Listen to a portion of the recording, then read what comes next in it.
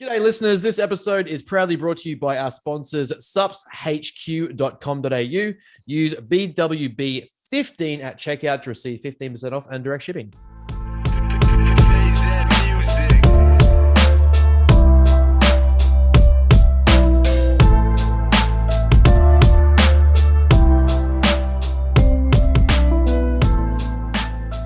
G'day, listeners, guys and girls, team, followers, subscribers, YouTubers, podcasters, wherever we are. OnlyFans. OnlyFans, yeah. Yes. What else we got? I don't know. Twitch. We don't actually have Twitch we don't have any of those things. I mean, we might. We just don't know. Maybe one day I'll start gaming. I don't know. But yes, how are we doing, guys? Thank you for tuning in for another fantastic episode. Obviously, my brain capacity is definitely not shrinking by any chance. How Benny are we, boy, sir? Joined Benny, by Benny boy is tired. Benny Boy's tired. I'm joined by Scaff. How are you, mate? Good, buddy. Good. It's sunny in Melbourne at the moment at a 2:15 in the afternoon on a Wednesday. So we know by 3:15 it's going to be pouring down in hail. Yeah, and then by there's a 4:04, hurricane but by 4:15 the sun's going to be back out. So here we go. Good, man. Good.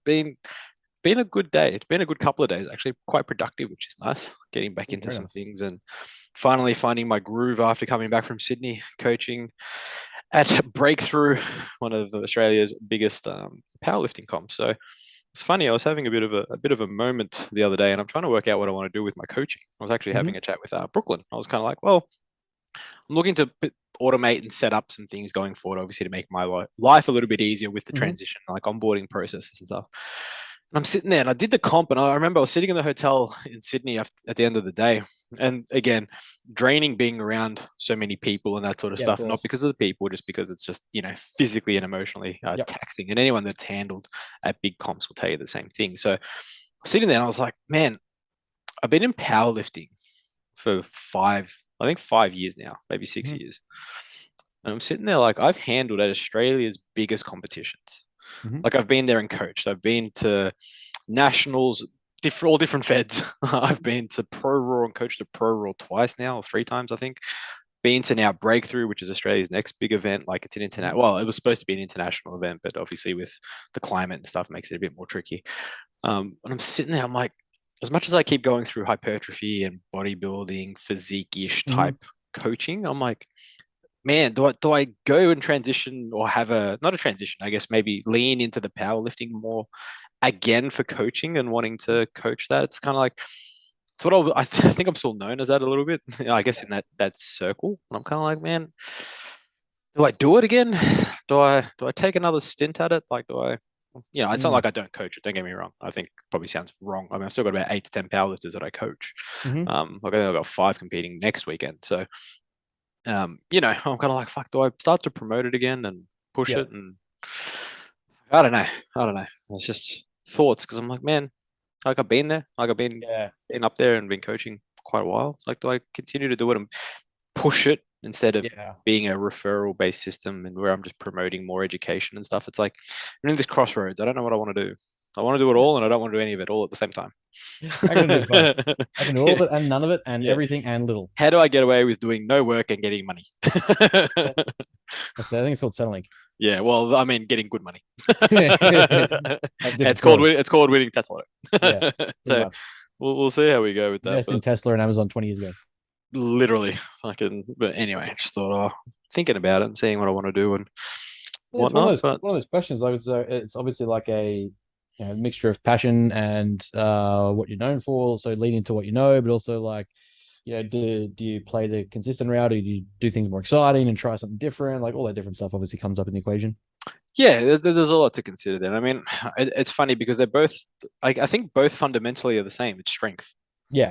Literally. You know what I mean? So it's like it's strength, and then it's just a manipulation of program, I guess, and skills needed to venture off into powerlifting versus, like, I guess, a bodybuilding physique based outcome. So it's interesting. It's kind of like, I think maybe that's why I've had some pretty good success with both. And I think, having that underlying principle of just get fuck off strong, it kind of translates to everything, right? So, yeah, I don't know. Just a thought. Maybe I'll start to play with some powerlifting content and see how we go. And whatnot. See But what, it's been see what good. gets responded to and what gets engaged with. Yeah, I mean, it's funny. I put up a post this morning or yesterday actually to see what people prefer in terms of my audience, trying to gauge what my audience is these days, and it seems Yeah. to be bodybuilding might be winning actually. Now that I think about it, hold on, let's have a look.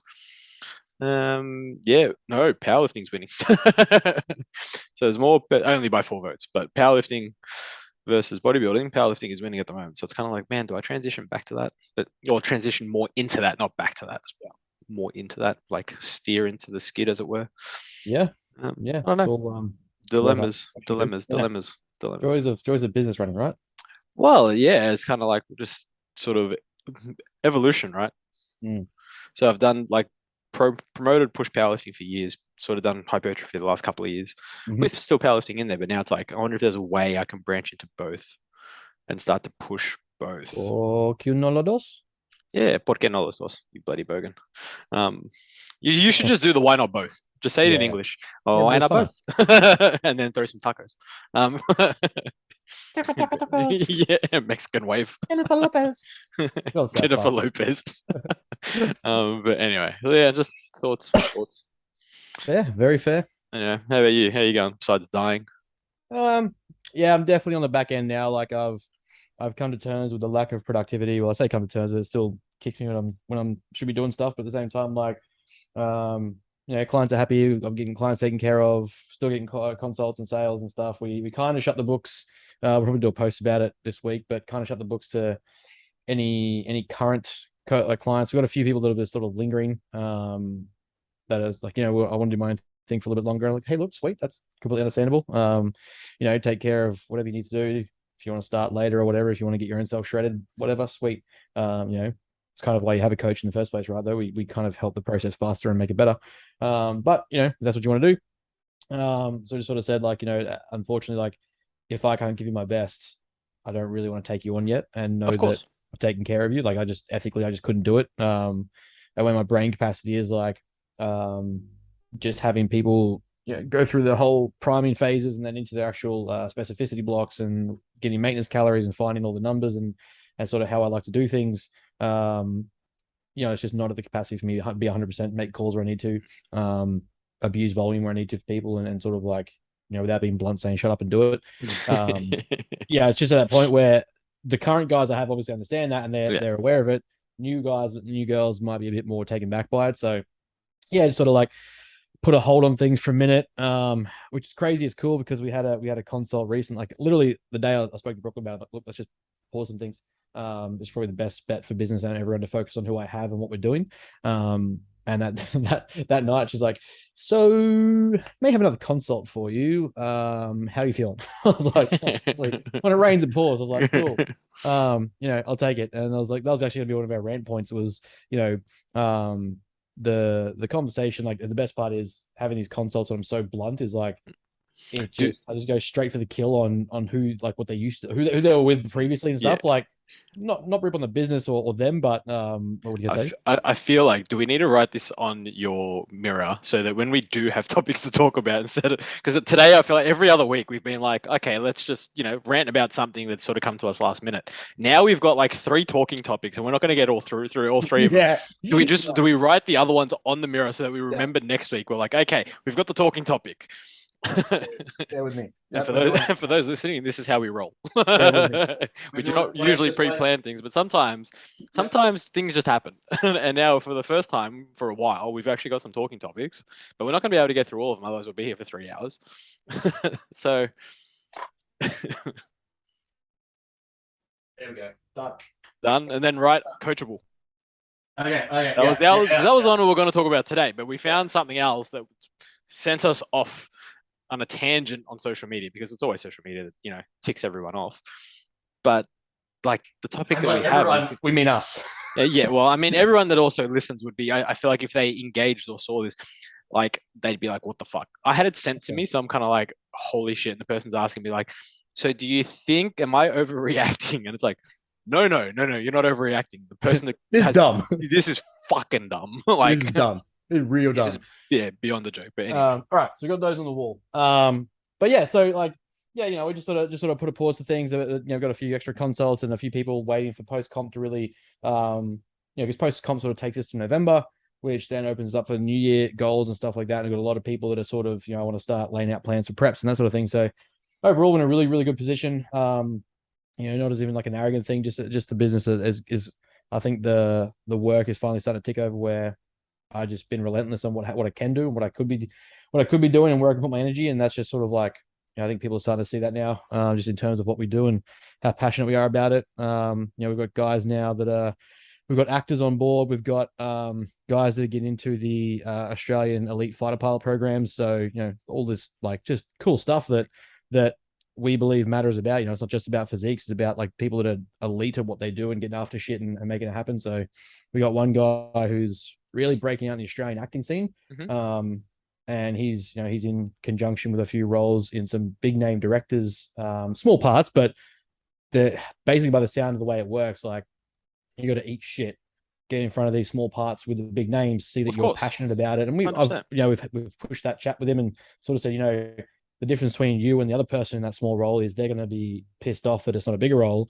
You're going to treat that like you're fucking Robert Downey Jr. doing 100%. It's like the role. Yeah, that you go into that role treating it like it's the role, and you've gone from whether it's 10 lines, 20 lines, or 20 pages, you execute that at 100%, so that director or producer or talent scout looks at you and goes, "It doesn't matter what I give this guy, he rocks up." Yeah. And the guy that rocks up and gives that fucking intensity is the guy that is going to perform. Is going to, you're saying some of the it's cool because I have no knowledge about film. I just have knowledge about execution and intensity about things and how like doing shit differently. And he's got an upcoming role where he's a former Navy SEAL, and he's like a vet whose family's been killed or something like that. I can't remember the role exactly. And pretty much was like, well, what are they doing for like tactical training? And it's like, oh, they've organized a rehearsal with a tactical team, like they do like practice former soldiers that run that shit. Yeah, cool. Like, yeah, there's like 2 days there. I'm like, cool. The shoot's not for 3 months. You're only going to get 2 days of practice. I'm like, non-negotiables now. You're clearing your house every day with a fucking Nerf gun or a toy gun. Go get an M16. I don't care. Like, go get a gel gun, gel blaster, whatever you got, whatever you can get your hands on. We start putting that in your non-negotiables, and then we start practicing things like, we're doing film review, like film, like almost like watching playbacks from footy. Yeah, like homework. It's just exactly, just homework. Like, how are you conveying emotion, tone? How are you conveying the conversation without actually doing anything? How's your body language around that point that you're trying to emphasize? It's like you don't know what that is until you look back at that and go, "Oh, I could have said that better. Oh, I probably shouldn't have." Yeah, hindsight's a beautiful thing. Exactly, right? So I'm like, I understand performance, and that's all this is just you're delivering a performance. So this is what we do. And also he's jacked as fuck. So I'm like, cool. We play into that Chris Hemsworth post Thor role and start to typecast and get really good at that and just show your range in that niche. Don't create Thor Love and Thunder. Yeah, no. Yeah. I told you it was bad. I don't care how high I am for that. Did you finish it? I haven't finished it. I told you it was bad. It's going to take work, man. I warned you, dude. I warned you. It's bad. Knowing that I don't want to waste my days, but even still so much that I don't want to waste it watching Thor, I'm like, even on these days I'm doing nothing, I'm like, can I? No. But honestly, like I said, how good is Christian Bale? Oh, yeah, fucking fantastic. He carries that movie. He does. He literally does. Really carries that movie. 20 minutes of talking text in total, I think it is. Mm-hmm. And honestly, it's the best thing about it. Yeah. And I've only seen him in the show like 5 times so far. How good is he? He's so fucking good at that. It should have been dragged out longer. But yeah, that's where business is. But it's at a very steady spot. I'm catching up with Zero W tomorrow just to confirm a few things around working in person. So we'll blow that up into post comp life and really start pushing that for clients and public as well. But yeah, overall, man, like you've seen photos and stuff. Things have really crispened up the last sort of few weeks. That I'm actually really happy. I was a little bit nervous there for a bit, but I say really nervous, but I also like to be on point and kind of at what's the word, 100%. Where there's obviously people that are waiting last minute to start pushing up drugs and that sort of shit. So for me, it's about I want to be turning up every single day, making sure that I'm ready, no stones unturned, no doubts or questions. 100%. And that's obviously pushes my mentality that can I do something better? Can I do more? What can I look like? How can I improve? So the big thing obviously we've discussed, established is just posing the extra size. Like I'm not used to posing this mass versus last time. And that's just like a big differential for me is, being 10 kilos heavier, posing that 10 kilos, very completely different, like structurally very similar, but presentation wise, very thicker, very different, very fuller, much rounder. And that's obviously compared to me, not anyone else. But that's just where the next 5 weeks of practice is like, I can do the sauna work, I can do the cardio, I can do the training. Eating food's nothing to me at this point. It's just enjoyable. And it's like, how much flavor can I put into something low calories? So now it's just all 30 seconds of hold this pose, 30 seconds of hold this pose, practice breathing, do this. So it's just rinse and repeat now, take care of the clients I have, sleep when I can. I actually played fucking Sony for the first time since I opened business yesterday.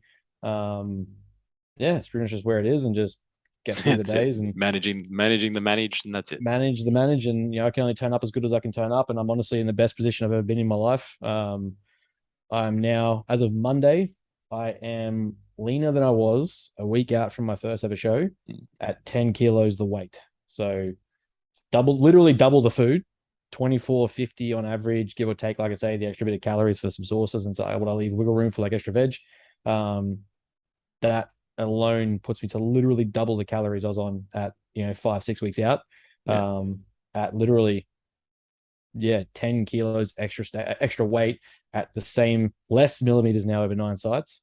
And there's still definitely room to improve, pull down, be drier, be leaner, play around with, obviously, like we said, I'm going to look at probably just potentially rotating macro ratios to dry out more, drop some like fluid volume and food volume, and just have like satiety and just recovery and focus on protein and dry food that way. So plenty of changes to still make in 5 weeks or 4.5 weeks. And we're going to come in peeled as thick. Yeah, it's all like, it's cool at this point now, where it's literally like day by day I'm waking up with new veins or finding new spots, or like feeling like I'm getting like fucking night sweats now. Like shit's just, I can just feel my metabolism just fucking going, and shit's just like burning. I'm like, cool. This is good. This is what I want. I like to feel in preps. I like to feel the sweat, and like, I know it means literally nothing, but I like to feel it and know that like the training is working. I'm working hard. My body's churning over. Things are happening. I have like one meal of carbs now, and I literally just start to sweat, and I'll have like veins. Yeah. Like, cool. That's what we want. This is where it is. It means now we know how, like, what loading up looks like. Yeah, it's gonna be some fun. Yeah. So, looking at, the peak weeks and trials and stuff like that, definitely need to still dry out my legs a lot more, but also bringing that posing. And like I had a chat to Tom, and looking at, potentially doing classic as well, just while I can make that, like you said, I ran it by Tom. It could be very cool to, for us to both make Division B and Division D call outs. That'd be sick. Yeah. But I would literally come in like it. The main reason why I would think about it, not to make it entirely about my bodybuilding, but the main reason why I would think about it is I will never be in this weight cap again. Yeah, exactly. Like the next 2 years, I'm going from 89 to 98. I don't give a fuck. Like, yeah, exactly right. So that's why it's like it may be worth. Yeah, it may be worth just trying it, but again, we'll work that part out, because also we need to make sure that the physique looks classic with proper posing and stuff. So we'll play. Yeah, for sure. That's fine. Yeah, it was just a thought. It's like, why not? Because like they lift from. I hadn't even considered it, because the last time I checked at 190, sorry, 176. My weight cap was 85 kilos. Yeah, I was like, if I have to pull down another 7 kilos to make weight for classic, it's like, it's a waste of time. I'd just be deflated at that point, and I shouldn't be doing that just to make a weight cap. No, of course not. But when I see that it's fucking now like 89.25, I'm like, I can definitely be 89.25. Yeah, I mean, that's pretty 91 with some food. So 100%. That makes it a good option there. So yeah, all in all, like I'm definitely happier than I ever was last time. It hasn't felt like a strenuous prep, although like obviously in a household and I'm not the one living around it, but I'm also the one doing it. I'm not as energetic and excitable and wanting to do stuff and all that sort of thing. But in terms of what's expected from a prep, that happens. And to consider that, we've grown business and business has been pushed and clients are happy, I hope. I'm looking after them best I can, giving 100% where possible. There's not much more I can ask of myself to the back end of this show, to know that, I got there, that's literally everything I had to give. So that to me is all I can do and all I can present. And hopefully that comes across. There's at this point now, there's literally no stone left unturned that I can say, oh, if I had done this or that, like, there's more supplementation you can do, but it's like, was that elicit anything different? Or was it just going to ruin my health? Yeah, exactly right. We got to weigh up The pros and cons. I've Right? got 10 to 15 years of this game left. I say left. I got 10 to 15 years of this game minimum that I'm Yeah. enjoying. Why push health for what could be an extra kilo of condition Exactly. or that sort of shit. So yeah, no, it's good. I'm really fucking excited for Tom. Tom's in a I know he feels like death, and he probably he is very much associating his size and condition to his weight, but the size he is and the roundness and fullness he has versus the last time, weight is irrelevant. Like he's under his weight cap for sure. He's got like a good 8 kilos to max out his weight cap in the future, but it's the pop he has at his weight currently that all we have to do is fill him up. Like he's looking at that depletion coming down as like, oh, I'm so much smaller. I haven't smaller and flat. Weight. Yeah. It's like, yeah, dude, but also like flat is loses fat, right? Like we know that. So we're driving this on purpose. So the next 3 to 4 weeks, we look at photos, we look at your position, we drive up intake, we give you refeeds and fullness so that we start to see what that pop looks like.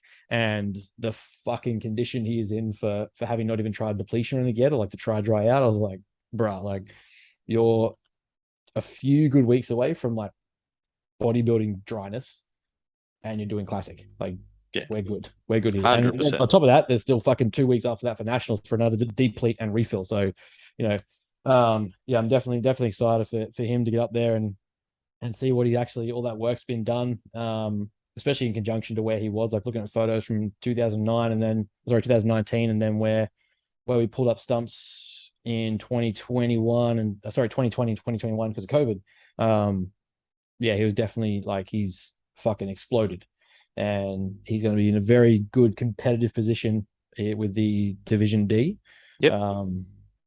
I'm as excited. I'd say I'm more excited for his than I am my own at this point. Like, it's just fucking. It's going to be good to see. I'll carry the excitement for yours and get you diced. That's pretty much. This is what you just do. Just do what you're told. Yeah, pretty much at this point. It's like okay. Okay. So ranting. Rant time. So originally we were going to talk about as a client being coachable. Now we may leave that for next week. I like it. We have come across or stumbled across someone on Instagram who has posted a very controversial post, I guess, about simply saying you don't need to up your anti-anxiety medication. You need to regulate your nervous system with an upside down smiley face. I can't do that on camera. Like, I'll break my shit. But this person has been simply saying, replace your binge watching with reading. Hours of scrolling on social media, TikTok and Instagram, with connecting with family and friends. Filling your body with processed food with eating organic whole foods. Yes. Sitting at a desk all day versus time in the sun. Maybe the person doesn't live in Melbourne. Avoiding the role you play in your own suffering. Meditation. Spending hours in front of screens with breathwork. Toxic friendships with time alone. Constant complaining with daily gratitude. Irregular sleep schedules with 7 to 8 hours of quality sleep. And stop binging and replace drugs and alcohol. It just doesn't give you another option for that. It just says replace it. Yeah, that's the solution. This person said, do these for 2 months, and then try to tell me you have anxiety. I mean, if you're on medication for anxiety, guess what? Most of that shit's probably not going to help. Continuing on from our position last week and how we're understanding that if you have been diagnosed and have medication, you probably have a problem. This is where I draw the line with people who are like, oh, big pharma and pharmacology. Like, it's like Western medication is the problem or the detriment or the downfall, blah, blah. They're trying to dumb you down. It's like, don't get me wrong. Some of those things are literally what I prescribe for stress management, but that is basic central nervous system and our SNS, our sympathetic nervous system, like your actual like fight or flight responses. That is an anxiety. You're looking at you're associating a stress response or stress-based behavior with anxiety, which is a diagnosed problem. Anxiety is an actual situational response, and it's something that you actually have to deal with through drugs, medication, regulation, being able to understand the situation. We have anxiety practices, like people who have genuine anxiety problems. We have to work through certain procedures and protocols, psychologically, clinically, therapeutically, in conjunction with pharmacology, because these things happen so abruptly and so quickly. They can literally ruin a life. It can kill, like it can lead to very terrible decisions or very terrible consequences, anxiety attacks, panic attacks. These things are not just simply fixed by, oh, you're experiencing anxiety, go sit in the sun. Oh, you're experiencing anxiety, go read a book. Like, if you fucking think that that is how anxiety is treated in the presence of an actual anxiety disorder, you don't understand enough about neuroanatomy, neurobiology, neurochemistry. Also, how medications actually work and why they're prescribed by a psychiatrist and a genuine medical doctor, and not Joe Blow douchebag who's like, my guru course actually treats anxiety better. Yeah, like a mindset coach. Again, there's always mindset coaches. Like, really? Like, you fucking, if you know you're killing the industry. About mindsets, you would completely understand that someone diagnosed with anxiety to the point of medical prescription, it's not their mindset that is stopping them from having anxiety. Yeah, it's like, you know that the post is to mean well. Like, that's probably the problem. Like, the person is trying to, maybe take a more holistic approach to something. And it's like, okay, sure, like I can understand and appreciate that. But to tell general population, your audience, hopefully none of your audience are actually medicated for anxiety and follow that, to be honest. Because while, yes, it may help, sure, it may help reduce stress, and then as a byproduct may help reduce some anxiety or anxious feeling. It could also go the other way. 100%. Because if you stop taking your medication for something that you're taking your medication for, it can usually lead to you getting worse. And it's the complete opposite to what you're trying to do. It's essentially, it's no different, especially because if it's at the point of medical consumption, medical prescriptions, then it's obviously clinically diagnosed to be a problem that you're experiencing. Is it a disorder? It is a problem it's a neurological problem that you're experiencing, psychological problem that you're experiencing. It requires treatment. This is no different than if you were to go, like, essentially you could replace this with any psychological disorder or treatment or disorder or problem or attack, and go, okay, you have bipolar, multiple personality disorder.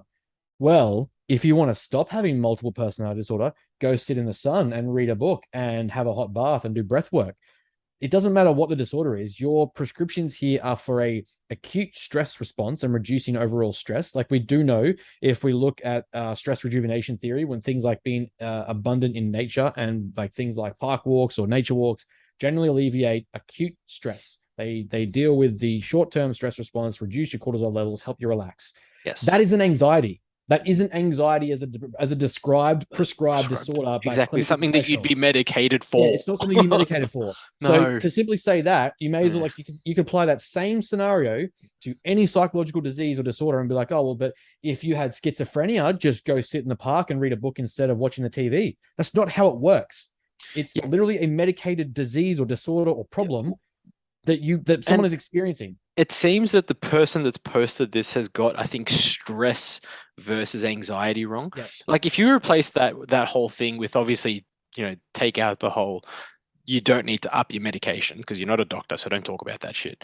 But if you were to simply say, hey, how to help reduce stress, and you listed that's great. Yes. Good job. Good. You've done well. Put sex in there as well. 100%. Smoke some weed. Do whatever makes you happy. But the fact that you've said, one, don't up your medication, and two, anxiety, like, you completely, you've don't completely understand missed how the anxiety point. works. Because, well, I don't think they know what anxiety is. No, they don't. Right? Because anxiety is like the fear of not being prepared for something or not being ready for something, really, at its crux. The easiest way to understand, I guess, correlate or define anxiety is it's more than stress. If stress is the perception of a threat or threat-based response, which is, we know what stress is. So, if we go back to our biological or evolutionary processes, like, even the most simple of things now as a stress response is a perception of a threat, whether that be abuse from your boss or yelling or house problems. It's all a perception of a threat. The threat is defined by you. But if we look at evolution, we're looking back at, say, a threat used to be a CNS kicks in, a SNS kicks in because there is a fucking tiger, a mammoth, a fucking snake in their cave there's another tribe trying to spear us down. That shit, that's a stress response. We've evolved to keep that in the presence of things like an abundance of knowledge and information and stimulation. So we get stressed.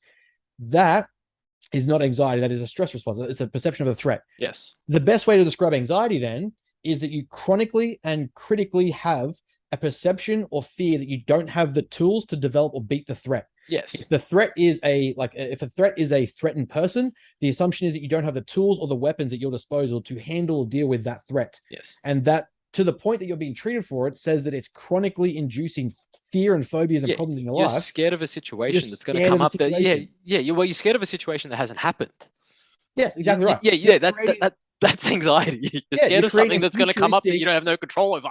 Yes, exactly right. You're creating a hypothetical futuristic scenario in which you aren't prepared and the threat is real and you're going to be caused a problem by it, which is why we have anxiety-based practices and treatments, which, funnily enough, to this person who's trying to be helpful, most clinical therapies are in conjunction with pharmacology. Yes. The presence of talk therapies, commitment therapies, ACT therapies, acceptance therapies, talk therapies, dilingual therapies, all are usually, or most of the time, in conjunction with, not absence of or repression of, medication. Yeah. Because we know, like, the point of the medication isn't so much to treat the problem, it's to help alleviate the problem as you treat the underlying issue, get to the root cause, and it stops. Yes. So it's dealing with that scenario.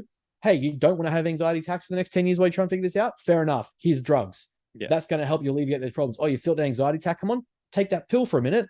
Don't go heavy on the dose, but this is going to help when we go through our. And the other thing too is, in most instances where you are trying to get to the bottom of it, it induces anxiety. You get anxiety about confronting the anxiety. It's a hell of a fucking cycle, and you end up developing the triggers that you're like. It's why we have to have precaution warnings and stuff like that with talk therapists who are specialized in dealing with anxiety. Because hey, we're going to dig up these traumas, as we've used that word loosely before. We're going to dig up these problems and these situations like, oh, you've been touched here, you've been hit here, you've been abused by this person, you have a phobia of being yelled at or quitting, or, you're a people pleaser.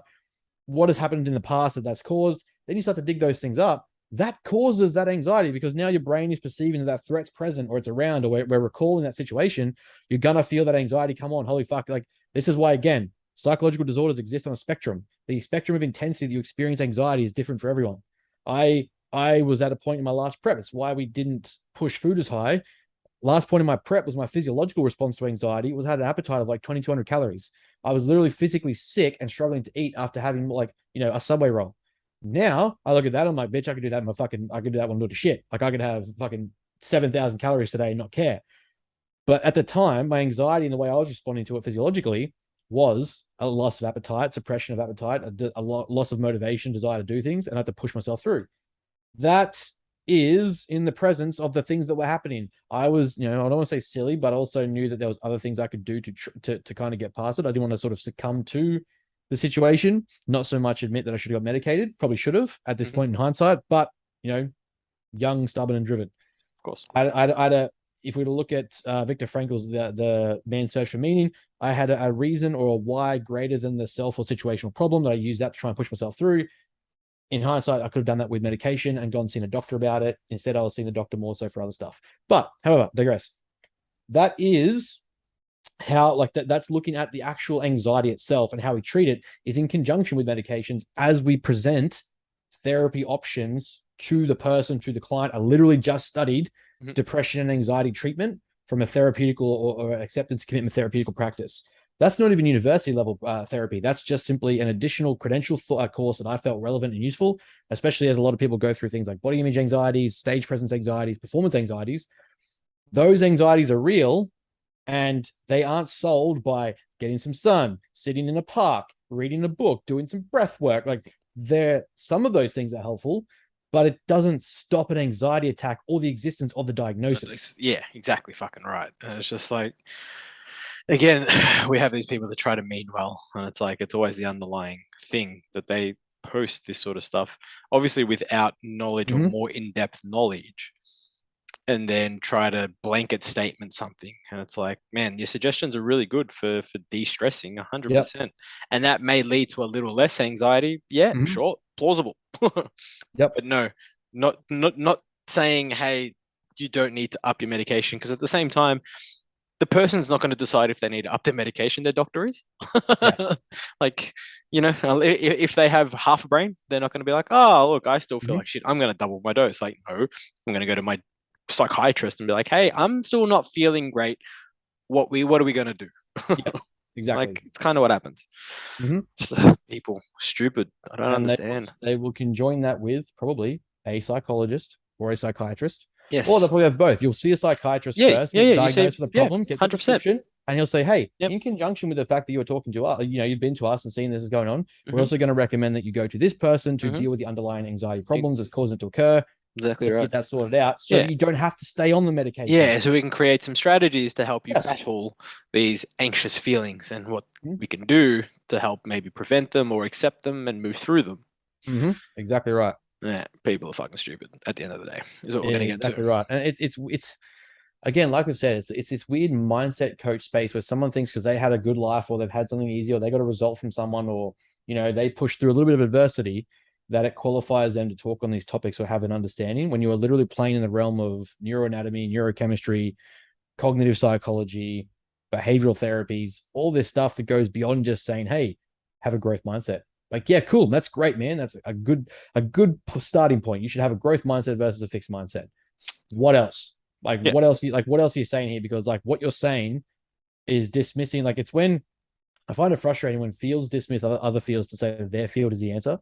Like, it'd be as if like chemistry was like, no, mathematics is shit and physics is crap and biology is terrible. We're chemistry, we're the one that solves all the problems, and then vice versa. Physics being like, yeah, but at the root cause of this, we're the ones that understand matter and do X, Y, Z.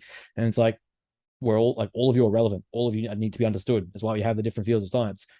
It's no different here. We have like you can't just say as a mindset coach in quotation marks. I'm sick of even fucking saying it. You're not a mindset coach.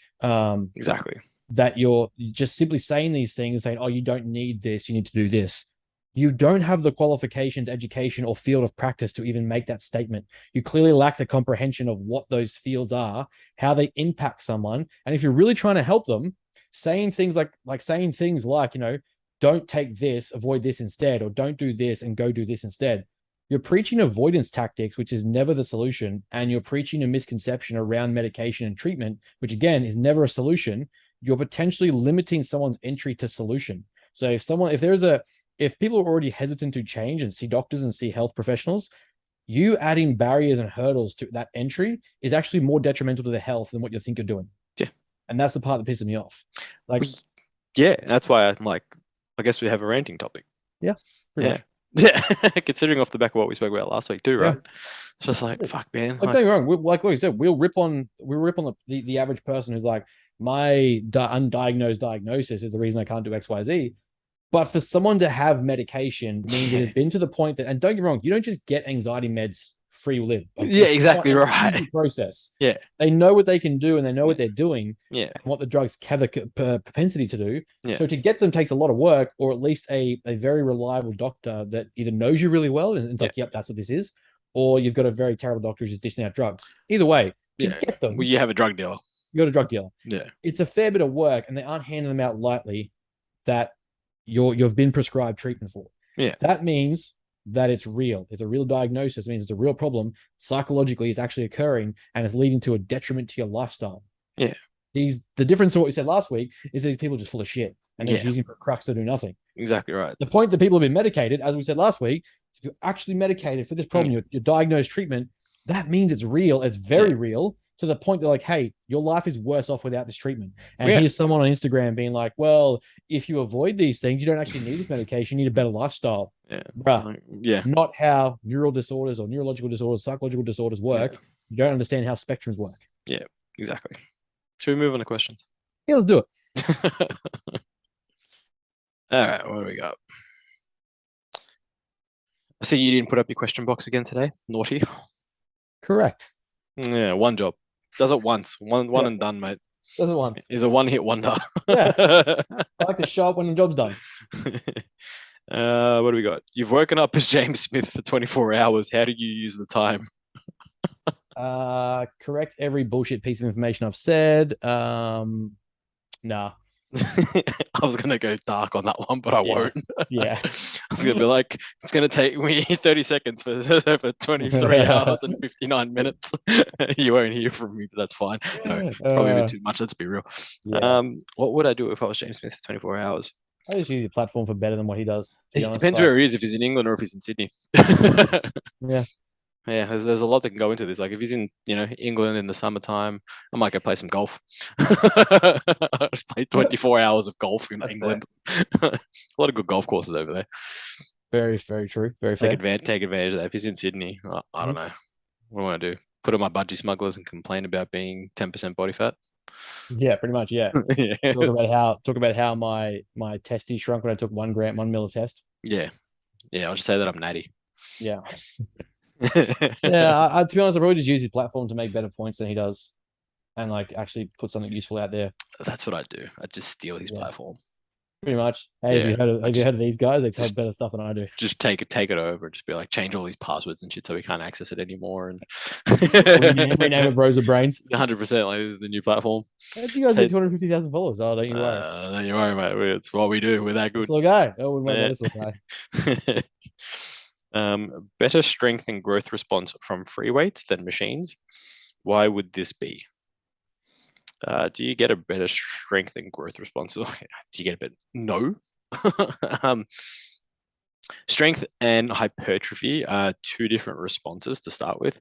So compound movements will usually increase. You'll have a better propensity to increase strength. Obviously, more muscles involved, moving more weight, more load.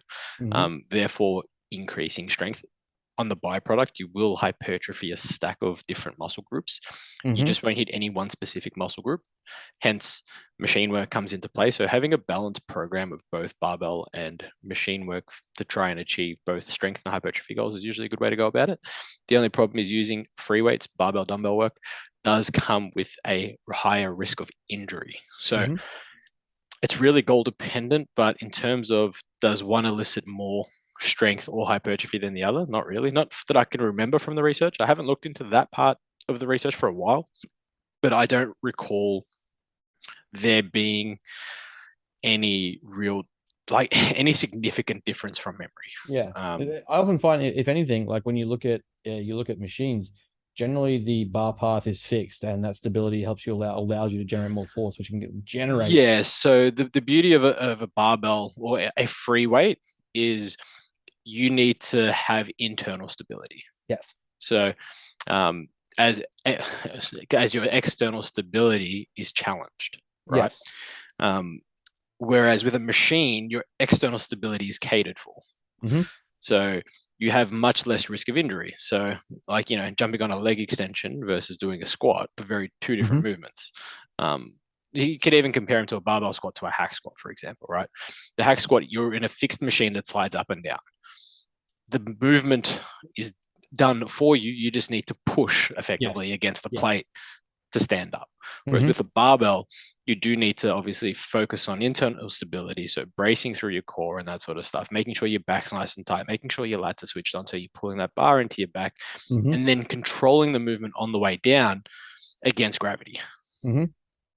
So you do have a lot more room for error, Yes. and that's where the risk of injury comes into play. So that's what we're trying to eliminate as much as possible in a hypertrophy specific program. Mhm. However, if your goal is just to get strong, having a combination of the both is always good.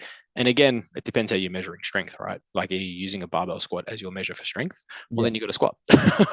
Yes. Yeah. Are you using 10 plates per side for a hack squat as your measure of strength?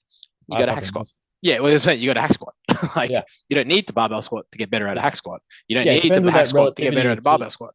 Yeah. Like what is your goal, and what's your definitive Yeah, criteria of success for that goal to define that strength? yeah, If but you're if we're looking at like a strength portion of your program and you're lifting some big numbers and say like dumbbell bench press, is your overall to just be stronger in numbers in terms of like I'm getting 6 to 8s for 4 sets, 5 sets. I'm increasing the lift load. I'm increasing rep ranges. Like all those things. Is that your measure for strength, or is it I did a 3 to 5 rep max and I increased my load? Like yeah, like I just haven't seen like a comparison of say a barbell squat and a hack squat and which one grows the quads more. yeah, neither have I. Like, well, yeah, I haven't seen that, and I don't know if that actually exists. I mean, I'm sure it does. I'd have to have a look, but I can't imagine there being much difference. To be honest, they both grow the quads.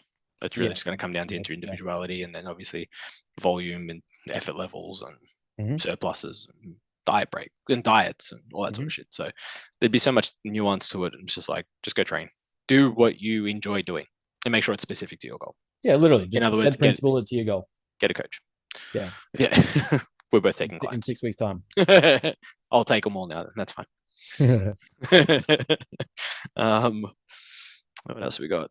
Any research around vasectomies causing lowering test levels?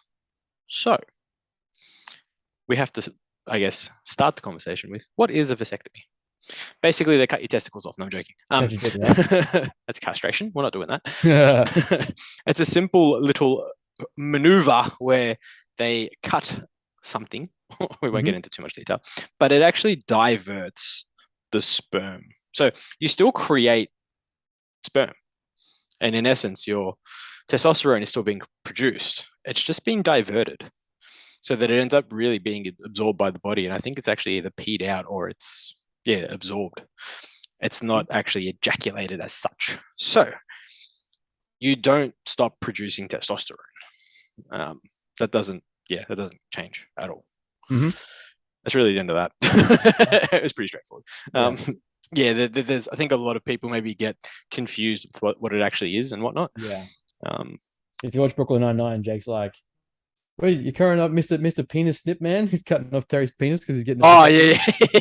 How good is it? He's like, don't cut off my penis, Jake. So it is really just a redirect of sperm, not necessarily a complete and utter shutdown of creation. It doesn't lower testosterone. If you already got low testosterone, well then you've already got it. Can't really do much about it in that aspect. Trying to think if there's anything else for it. Funny story about vasectomies. So my parents are split, right? Complete divorce. Been divorced since I was like 3. Yep.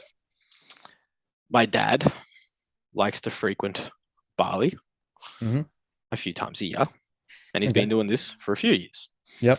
So my mum, my sister, my sister and myself would always joke about he's got another family over there, right?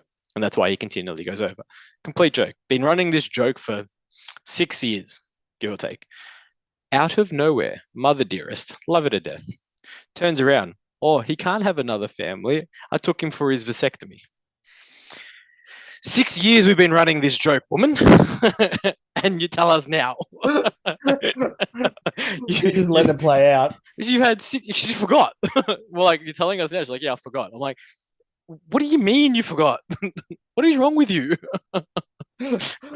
She's like partaking in the joke herself, and she's like, "Oh, that's right." Yeah, exactly. She's the one creating the joke, and then she's like, "Oh, wait a minute! I'm like, 6 years. Hold I up. took you to realize 6 years. Are you serious? What's wrong with you?" Fucking kill me. Anyway, that's it. Not many questions today.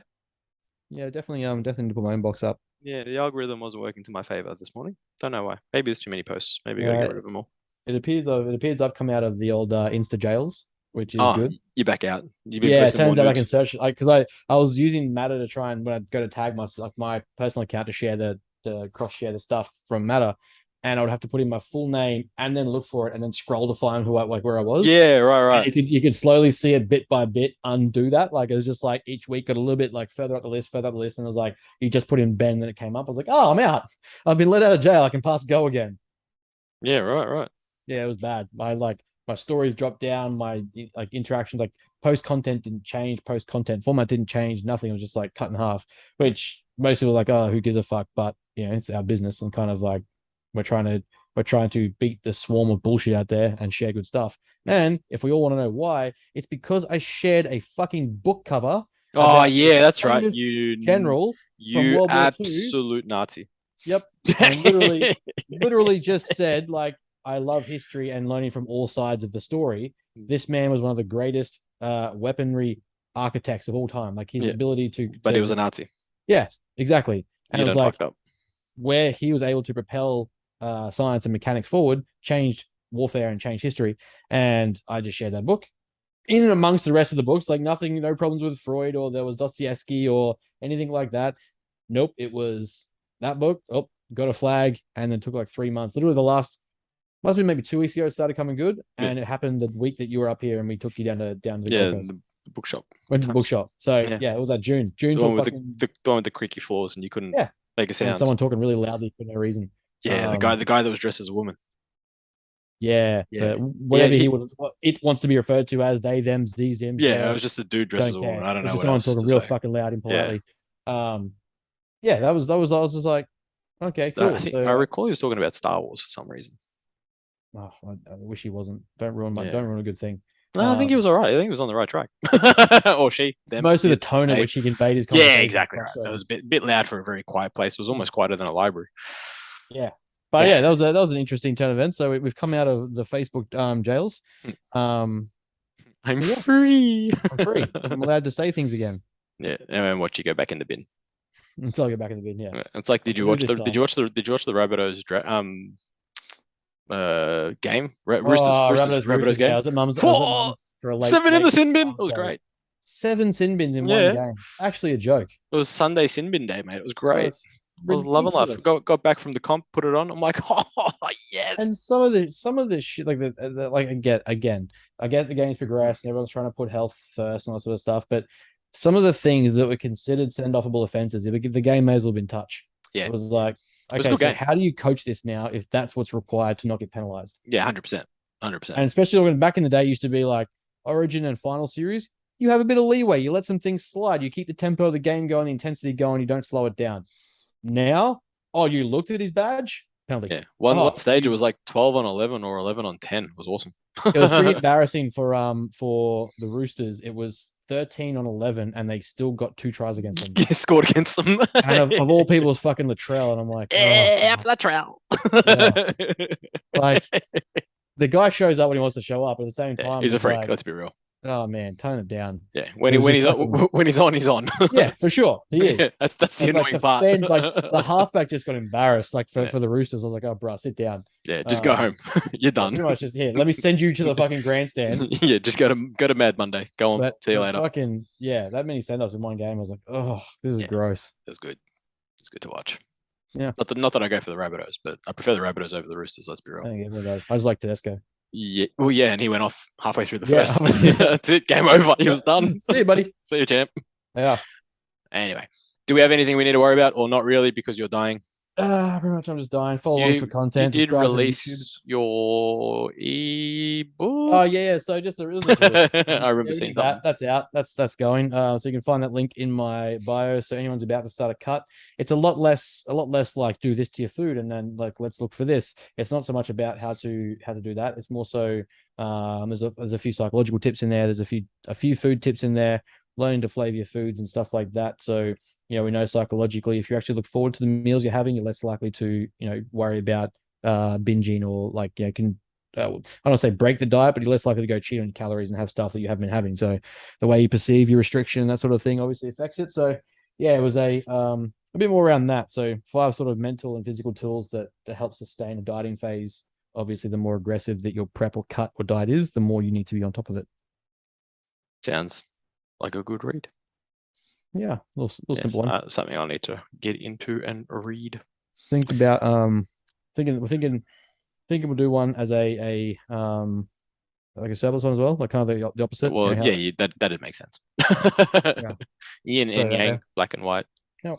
north and How to south. handle surplus, how to get all the foods in when your body feels like fucking is going to throw up every meal. Oh, Do I miss everything those in the days. dieting handbook, but in reverse. That'd be Pretty $10, much. please. Pretty much. Pretty much. Yeah. Well, No, yeah, that's it. it's good. I think I've only got. I'm just taking on some clients, mentees, and stuff, Mm-hmm. restructuring a little bit. I think so. Mhm. Got a few things in the works that I need to implement, but I think it'll take a bit of time. But we'll be right. I'll be up Yeah. there next month for the 2 comps. Mhm. I think I'll be staying for 2 weeks. I don't think I can get that through as much as I'd like to. I was Unless I going have to a say that to you. I was like, may as well stay for the fucking 2 weeks. unless I have a really, really good month. If I get like maybe a few more signups for mentoring, I could maybe get it through. Maybe. I doubt it. Let's be real. Yeah. We'll Couple see how days, we fine. So, well, I'll probably come up a couple of days for the first one and maybe come up for the week for the second one, or like 5 or 6 days for the second one. Yeah, A that'd be bit good. more important. So we'll work it out. Now that one. That is it from us, ladies and gentlemen, and all All right, those in guys. between. Appreciate it. Thanks for tuning in. As always, if you have any questions, throw them in the question box on a Wednesday morning, either on the Bros with Brains page or my page. And if Ben's feeling juicy, he might post one up. But he said that last week and he didn't, so he had one job. That is it from us. Goodbye. Appreciate it, guys. See ya.